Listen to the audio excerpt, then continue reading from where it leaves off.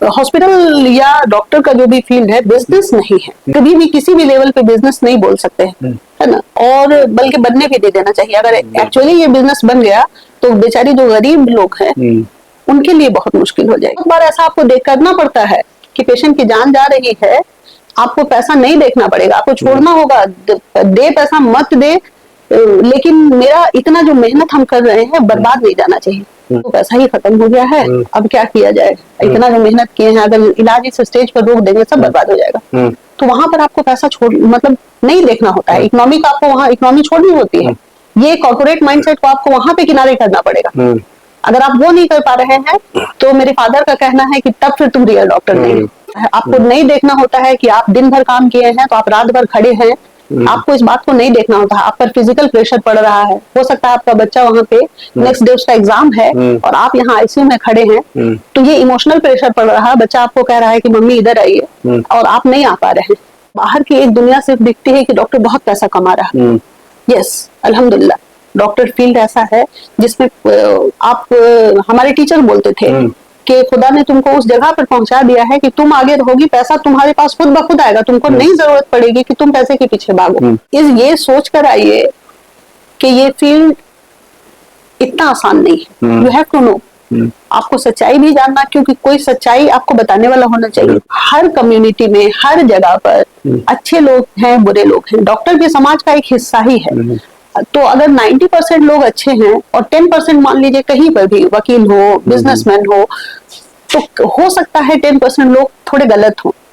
अब उस थोड़े गलत में 90% को खींच लेना कहीं भी समझदारी नहीं है, और ये मान लेना कि हर डॉक्टर एक जैसा है, इट इज नॉट गुड। कि आप लगे हाथ ये क्यों नहीं पूछ ले कि फातिमा हॉस्पिटल गरीबों को लेकर क्या करती है? 2 महीने पे हम लोग का कैंप्स फ्री कैंप हाँ फ्री कैंप हम लोग लगाते हैं। और सबसे बड़ी बात एक और खुशखबरी में बता देंगे ना कि भारत सरकार की जो योजना है आयुष्मान कार्ड वाला वो यहाँ एक्सेप्टेड है, और उस आयुष्मान के पेशेंट्स में और अपने प्राइवेट पेशेंट में एक जरा भी फर्क नहीं करते हैं, ना दवा की क्वालिटी में, ना सर्विसेज की क्वालिटी में, ना ऑपरेशन की क्वालिटी में, ना पोस्ट ऑफ केयर में, कुछ नहीं। मनोरमा ग्रुप जो सोचता है वो करता है। अच्छा, ऐसा कुछ बातें बताएंगे आप ताकि आप लोगों के यहाँ लोगों को काम आना पड़े। ऐसे इससे प्रभावित होता है हॉस्पिटल का बिजनेस, लेकिन लोग इसको बिजनेस के तौर पर ही देखिए। एक एडवाइस जो हेल्थ एडवाइस आप लोग देते हैं ना किसी भी लोगों को कि क्या ऐसा कुछ करे यहाँ के लोग, या जहां तक हमारी वीडियोस पहुंच रही है, ताकि उन्हें डॉक्टरों के यहाँ कम आना पड़े, क्या ऐसा कुछ करे, क्या कुछ? देखिए, जो बेसिकली हाँ ये बहुत अच्छी चीज आपने कही है कि हॉस्पिटल या डॉक्टर का जो भी फील्ड है बिजनेस नहीं है, इसको आप बिजनेस नहीं जोड़, कभी भी किसी भी लेवल पे बिजनेस नहीं बोल सकते हैं, है ना। और बल्कि बनने भी दे देना चाहिए। अगर एक्चुअली ये बिजनेस बन गया तो बेचारी जो गरीब लोग हैं उनके लिए बहुत मुश्किल हो जाएगी, समझ। तो जो बेसिक चीज है अगर लोग सिर्फ उसको समझ ले कि खाना अच्छा खाएं, मतलब खाने में आप जो भी शुगर का अमाउंट है, जिन चीजों से शुगर बढ़ने का डर है, कोलेस्ट्रॉल बढ़ने का डर है, वो कम कर दे, प्लस प्रोटीन डाइट बढ़ा दे, साफ पानी पिए, दूषित पानी ना पिए। प्लस अगर आप कहीं छोटे जगह पर भी आजकल बहुत सारी सुविधा गवर्नमेंट में दिए हुए हैं, पीएचसी में दिए हुए हैं, आप टाइम टू टाइम छोटी जगह पर भी अपना ब्लड प्रेशर, ब्लड शुगर, ये छोटा मोटा जांच भी, थायराइड, ये छोटा मोटा जांच अगर आप कराते रहते हैं, आप बहुत हद तक आप बड़े डॉक्टर्स के चक्कर में नहीं आएंगे।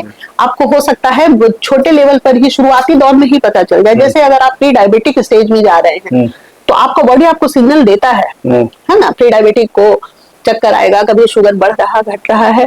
अगर वो वहीं पर चला जाए और उसको पता चल जाए कि आप प्री डायबिटिक फेज में हैं, आप परहेज कीजिए, एक्सरसाइज कीजिए, और वो परहेज एक्सरसाइज करना शुरू कर देते हैं, तो आप डायबिटिक होने से बच जाएंगे, आपको इधर नहीं आना पड़ेगा। मतलब कि ये है कि आपने जो अगर हेल्थ इंश्योरेंस करा रखा है तो कोई बात नहीं है, लेकिन अगर जिन्होंने नहीं करा रखा है तो उसके लिए ये एडवाइस है कि भाई आप चेकअप कराइए। मतलब जो एक चेकअप वाला रूटीन रेगुलर, लोग रेगुलर नहीं जाते, आप उनसे इसलिए हमको लगता है कि नहीं कराते। हाँ, अब जो बड़े लोग हैं वो तो बाहर चले जाते हैं, कराते हैं, लेकिन जो मीडियम और लोअर है वो इस आप अगर उनसे पूछेंगे ना कि आपने लास्ट ब्लड शुगर कब कराया था अपना, या आपने बीपी चेकअप कब कराया है, बीपी इतना ज्यादा बढ़ा हुआ आ रहा है, या आपका शुगर इतना ज्यादा बढ़ा हुआ आ रहा है, तो बोलेंगे कि 2 साल पहले कराया था। इस 2 साल में आपका बॉडी बहुत चेंज कर गया। इस 2 साल में हो सकता है आप पहले डायबिटिक नहीं थे, अभी आप डायबिटिक हो गए हैं। अब आपको पता ही नहीं है, अब उसकी वजह से हो सकता है आपको इन्फेक्शन हो रहे हो, कभी कभी शुगर इतना बढ़ा रहता है कि किडनी पर इफेक्ट लेकर के आ रहे हैं, किडनी फेलियर में पेशेंट आ रहे हैं, या उसमें कोलेस्ट्रॉल इतना बढ़ा हुआ है कि हार्ट प्रॉब्लम्स लेकर लोग आ रहे हैं।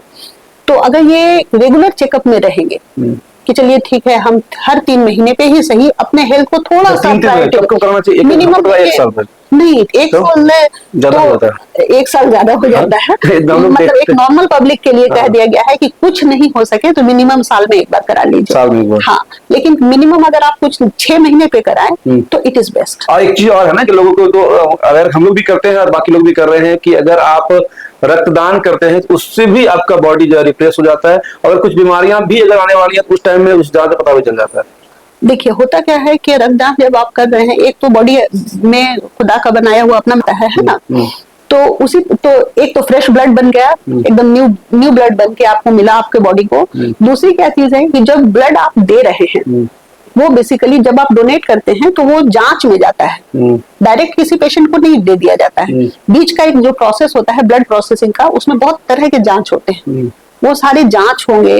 तो हो सकता है कि उसमें अगर खुदा न खास्ता आपको कोई बीमारी है वो वहीं पे पकड़ में आ जाए, है ना। मतलब उसको वो भी कराते रहना चाहिए। वो कराए तो दोनों का फायदा है कि जो डोनेट कर रहा है उसको भी अपने बारे में पता चल जाएगा, और जिसको मिल रहा है तो आप तो मानव के लिए इतना बड़ा कल्याण का काम कर ही रहे हैं कि किसी का जान बचा ले रहे हैं, तो दोनों तरह से दोनों का फायदा है। अच्छा, लोग ये भी पूछेंगे कि आप ये क्यों नहीं पूछ रहे कि फातिमा हॉस्पिटल गरीबों को लेकर क्या करती है? फातिमा हॉस्पिटल गरीबों के लिए बेसिकली हम लोग बहुत सारी जगहों पर जो करते हैं उसको हम लोग बहुत जल्दी डिस्क्लोज नहीं करना चाहते हैं, लेकिन हम लोग कैंप्स जो गांव-गांव में हर 2 महीने पे हम लोग का फ्री कैंप हाँ, फ्री कैंप हम लोग लगाते हैं। उसके अपने यहाँ तो आपने ब्लड बैंक भी तो खोल रखा है। ब्लड बैंक खोला है, फ्री कैंप्स का है। कैंप्स में हम लोग अपनी तरफ से पूरी तैयारी करके जाते हैं कि सिर्फ पेशेंट देखना नहीं, देना भी है, दवाई भी देते हैं जी। वो सारी दवा हम लोग हर 2 महीने में स्टॉक करते हैं, और प्लस वहां पर जो समझ आया कि ये दवा इनको चलेगी वो तो देते ही हैं, प्लस साथ में उनको हम लोग कार्ड्स देते हैं या अपने पेपर्स पे ही डायरेक्ट लिख देते हैं कि अगर आपको इस जांच की जरूरत है, अल्ट्रासाउंड की जरूरत है, आप हमारे यहाँ आएंगे तो आपको हम लोग डिस्काउंट्स 50% इस तरह का डिस्काउंट्स देंगे। और अगर आपकी सर्जरी होती है तो उस तरह के जो पेशेंट्स हैं, तो ये सब ऑन कैमरा बोलना ठीक नहीं लगेगा। मतलब लोग भी समझ रहे हैं ना, कब से कम इतनी चीजें मिलेंगी अगर आप इस कैंप में भी आती हैं। जो भी लोग देख रहे होंगे ना, अगर आप यहाँ पर आते हैं तो जो फीस है इनका, जो फीस स्ट्रक्चर्स है वो तो देखिए एक सर्विस होता है तो वो लिया जाएगा, लेकिन अगर आपको चाहिए कि नहीं आपको और डिस्काउंट वगैरह होता है तो उसके लिए भी आप मैम से मिलेंगे, मैनेजमेंट से बात करेंगे तो कुछ वो पुअर पेशेंट्स का अलग से ही है। और सबसे बड़ी बात एक और खुशखबरी में बता देंगे ना कि भारत सरकार की जो योजना है आयुष्मान कार्ड वाला, वो यहाँ एक्सेप्टेड है। और उसके अलावा तो उसमें हम लोग एक तो पेशेंट से 0 पैसा वो होता ही है, प्लस हम लोग आयुष्मान के पेशेंट्स में और अपने प्राइवेट पेशेंट में एक जरा भी फर्क नहीं करते हैं, ना दवा की क्वालिटी में, ना सर्विसेज की क्वालिटी में, ना ऑपरेशन की क्वालिटी में, ना पोस्ट ऑफ केयर में, कुछ नहीं। हमारे लिए मेरा वो गरीब पेशेंट भी वैसा ही है, वो मेरा पेशेंट है, बस हम लोग उसको पेशेंट की नजर से देखते हैं। अच्छा, कुछ रैंकिंग बता पाएंगे जो देखिए सीमांचल में या फिर पूर्णिया की बात है तो पूर्णिया में क्या लगता है कितने हॉस्पिटल में आयुष्मान वाले मतलब है सुविधा?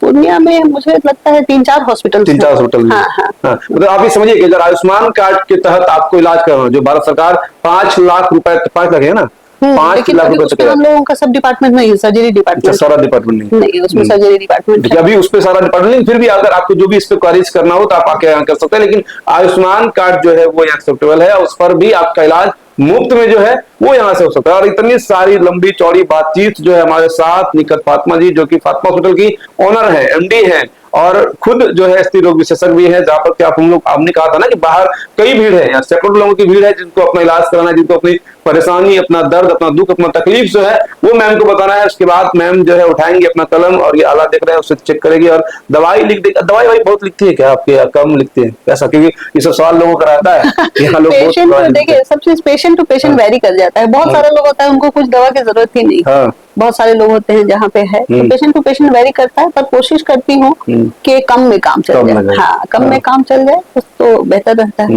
ये भी चीज आपके लिए पॉइंटेबल है कि देखिए ये चीज लोग भी करते हैं, जब आप बड़े डॉक्टर के पास जाते हैं, अच्छे डॉक्टर के पास जाते हैं, पता चलता है कि वो कम ही दवाई लिखते हैं। जब आप इधर उधर जाते हैं तो पता चलता है कि वो दवाइयों का एकदम अंबार लगा देते हैं। बाकी इस पे क्या लॉजिक है वो आप लोग अपने तरफ से समझ लीजिएगा, लेकिन हम लोग जो बातचीत कर रहे थे मकसद यही था कि आपको इंस्पायर किया जाए। अगर आप पढ़ाई करते हैं या करती हैं, और खास तौर पर अगर आप सीमांचल के हैं, तो सीमांचल में गरीबी बहुत ज्यादा है, भुखमरी बहुत ज्यादा है, अशिक्षा बहुत ज्यादा है। ऐसे ऐसे लोग ही इस तरह के सीमांचल को बड़ा सीमांचल बनाएंगे, बेहतर सीमांचल बनाएंगे, डेवलप्ड सीमांचल बनाएंगे, क्योंकि इनके पास जो एक्सपीरियंस है वो कई राज्यों का है। कई सारे राज्यों को घूमने के बाद जो है वो यहाँ पर। अंतिम सिर्फ आपको स्टोरी बता दी जो आप बता रहे थे कि डॉक्टर बनने की आपको प्रेरणा जो है वो कहां से मिली, जिस कारण से आप डॉक्टर बन पाए?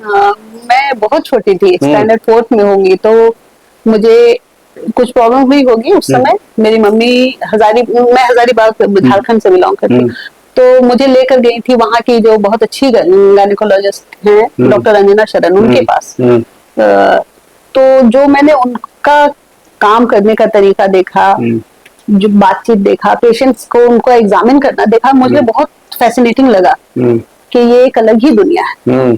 और ये मतलब मुझे बहुत अच्छा लगा कि she is so educated and लोगों को ट्रीट कर रही है और इतनी इज्जत भी है। तो उसी टाइम में मेरे दिल में ये बात आ गई कि मुझे इनके जैसा बनना है। तभी क्या उम्र रहेगी आपकी? उम्र उस टाइम में मुश्किल से 12-13 साल, 6ठी-7वीं क्लास में। हाँ, 5-6 में हाँ, 5-6 तभी दिमाग में, मतलब माइंडसेट देखिए कहाँ से आता है। इसलिए हम आपको ये बात बता रहे हैं ना कि माइंडसेट कहाँ से तय करता है कि आपको करना क्या है, क्योंकि जो आपके इर्द गिर्द में होते हैं, इसलिए तो कुछ लोग कहते हैं ना कि आपको करना क्या है वो आपका परिवेश तय करता है, आप तय नहीं करते हैं। तो इसलिए आपको परिवेश मिला जहाँ पर क्या डॉक्टर मैम के पास गए तो लगा कि भाई अब यही करना है। हाँ, तो उसी समय से दिमाग में था कि नहीं, डॉक्टर ही बनना है और ऑब्स गायनी फील्ड को ही चुनना है। उस समय ही दिमाग में कितने अटेम्प्ट में आपने नीट, तभी नीट नहीं था तो एआईपीएमटी हुआ करता था? लोगों का था, मेरा सेकंड अटेम्प्ट मतलब एआईपीएमटी ना। हाँ, तो देखिए एआईपीएमटी जो है all India pre medical test जो है उन्होंने सेकंड अटेम्प्ट में ही कर लिया, क्योंकि उस समय में ना 5-6 बार। अभी सेकंड अटेम्प्ट कुछ लोगों को लग रहा होगा चलो सेकंड अटेम्प्ट आसान नहीं है भाई। उस समय तो लोग मतलब सेकंड अटेम्प्ट को कुछ नहीं समझते थे। उस समय में लोग 5 साल 6 साल करते थे। नहीं, सेकंड अटेम्प्ट तो एग्जाम देते भी नहीं थे कई लोग जो है 12th अपेयरिंग में। तो अभी कल्चर आया कि लोग 12th अपेयरिंग में भी एग्जाम देते हैं। ये उस स्टूडेंट के लिए इस वीडियो को बना रहे हैं जो खुद नीट का तैयारी कर रही है। भाई अगर आप नीट का तैयारी कर रहे हैं या कर रही हैं और आप फातिमा को देखते हैं, बिल्डिंग बड़ा शानदार है इनका, तो देखते हैं तो मन में भावना जरूर आता होगा कि हमको भी इनके ऐसा बनना है। इसलिए आपके लिए स्पेशली वीडियोस हम लोग बना रहे हैं, क्योंकि अगर पूर्णिया में बड़े अस्पतालों की गिनती आएगी तो मैक्स हॉस्पिटल है, फातिमा हॉस्पिटल है, सद्भावना है, और भी कई लोग हैं जिनका नाम छूट भी गया होगा, बुरा मत मानिएगा। तो ये लोग इंस्पायर करते हैं, जो नए जनरेशन के डॉक्टर्स आएंगे उनको इंस्पायर करेंगे। अब तो हमारे यहाँ मेडिकल कॉलेज भी आ गया है, तो नए लोगों के लिए क्या सलाह होगा, क्योंकि आपको तो बड़ा लोग फॉलो भी करते होंगे ना? नए बच्चों के लिए देखिए सलाह यही है कि अगर आप इस फील्ड में आना चाहते हैं तो ये सोच कर आइए कि ये फील्ड इतना आसान नहीं है। यू हैव टू नो, आपको सच्चाई भी जानना, क्योंकि कोई सच्चाई आपको बताने वाला होना चाहिए। ये फील्ड आसान नहीं है। ये फील्ड आपको हर तरह का आपसे सब कुछ डिमांड करता है। आपका फिजिकल मतलब कह दीजिए कि जो फिजिकल, इमोशनल के अलावा इकोनॉमिकल, आप पर हर तरह से बर्डन आता है। ऐसा नहीं है, लोग को बाहर की एक दुनिया सिर्फ दिखती है कि डॉक्टर बहुत पैसा कमा रहा है। यस, अल्हम्दुलिल्लाह डॉक्टर फील्ड ऐसा है जिसमें आप, हमारे टीचर बोलते थे कि खुदा ने तुमको उस जगह पर पहुंचा दिया है कि तुम आगे रहोगी, पैसा तुम्हारे पास खुद ब खुद आएगा, तुमको नहीं जरूरत पड़ेगी कि तुम पैसे के पीछे भागो। लेकिन उसके साथ आपको खुदा जिम्मेदारी भी देते हैं कि आपको पेशेंट के साथ भला करना है। आप कहीं ना कहीं पेशेंट के लिए जब डिवोटेड होते हैं कि हमको, एक नॉर्मल पेशेंट की बात नहीं करी, एक सीरियस पेशेंट है, मान लीजिए कोई पेशेंट डिलीवरी के समय कहीं बहुत सीरियस होकर आई और आप लग रहा है कि अगर आप इसके पीछे लगे रहेंगे तो शायद बच जाएगी, तो वहां पर आपका सारा डिवोशन चाहिए होता है। आपको नहीं देखना होता है कि आप दिन भर काम किए हैं तो आप रात भर खड़े हैं, आपको इस बात को नहीं देखना होता है। आप पर फिजिकल प्रेशर पड़ रहा है, हो सकता है आपका बच्चा वहां पे नेक्स्ट डे उसका एग्जाम है और आप यहाँ आईसीयू में खड़े हैं, तो ये इमोशनल प्रेशर पड़ रहा है। बच्चा आपको कह रहा है कि मम्मी इधर आइए और आप नहीं आ पा रहे हैं, आपका इमोशनल वहां पे वेलबींग जा रहा है। प्लस इकोनॉमिकल, बहुत बार ऐसा आपको देख करना पड़ता है कि पेशेंट की जान जा रही है, आपको पैसा नहीं देखना पड़ेगा, आपको छोड़ना होगा, दे पैसा मत दे, लेकिन मेरा इतना जो मेहनत हम कर रहे हैं बर्बाद नहीं जाना चाहिए। बहुत सारे पेशेंट्स ऐसे होते हैं जहां आपको ऐसा लगता है कि नहीं, इसका तो पैसा ही खत्म हो गया है, अब क्या किया जाए, इतना जो मेहनत किए हैं, अगर इलाज इस स्टेज पर रोक देंगे सब बर्बाद हो जाएगा। तो वहां पर आपको पैसा छोड़ मतलब नहीं देखना होता है, इकोनॉमी का आपको वहां इकोनॉमी छोड़नी होती है। ये कॉर्पोरेट माइंडसेट को आपको वहां पे किनारे करना पड़ेगा। अगर आप वो नहीं कर पा रहे हैं तो मेरे फादर का कहना है कि तब फिर तुम रियल डॉक्टर नहीं हो। ये तो सीमांचल में है इसलिए ऐसा कर भी है। लेकिन अच्छा, आप भी मानते हैं क्या कि जो कॉर्पोरेट में दिखाया गया जिस हिसाब से गब्बर खासतौर पर फिल्म में जिस हिसाब वो से एकदम गलत है, वो एकदम गलत फिल्म के लिए, वो फिल्म ऐसा नहीं होता, इतना भी लोग गलत नहीं करते। एक्चुअली ऐसा होता नहीं है। एक्चुअली जहाँ कॉर्पोरेट भी है ना, वहां पर भी इंसान काम करता है, वहां पर भी इंसान ही डॉक्टर है ना। वहां पर तो एक्चुअली वैसा नहीं है। वहां पर बहुत बार बहुत सारी अच्छी जगहों पर भी, बड़े बड़े कॉर्पोरेट्स में भी आप देखे होंगे कि एक नॉर्मल बोलचाल में जब आप बात करेंगे ना, वो बोल देगा कि डॉक्टर बता दिया था कि नहीं बचेंगे, आप बेकार मत रखिए आईसीयू में, आप इनको घर ले जाइए। That is what, that is humanity. उसको लग रहा है कि अगर हम इसको बेकार में और रखते हैं ना, पैसा बेकार का बर्बाद होगा, बेहतर है कि इसको, ठीक है ऑन पेपर हम नहीं बोल सकते हैं, किनारे से ही बोल देंगे कि भाई तुम कितना कुछ कर लोगे, ये पेशेंट रिवाइव नहीं कर पाएगा, इस पर पैसा बर्बाद नहीं करो। तो हमको लगता है, देखिए डॉक्टर सिर्फ नहीं, हर कम्युनिटी में हर जगह पर अच्छे लोग हैं, बुरे लोग हैं, डॉक्टर भी समाज का एक हिस्सा ही है। तो अगर 90% लोग अच्छे हैं और 10% मान लीजिए कहीं पर भी वकील हो, बिजनेसमैन हो, तो हो सकता है 10% लोग थोड़े गलत हों।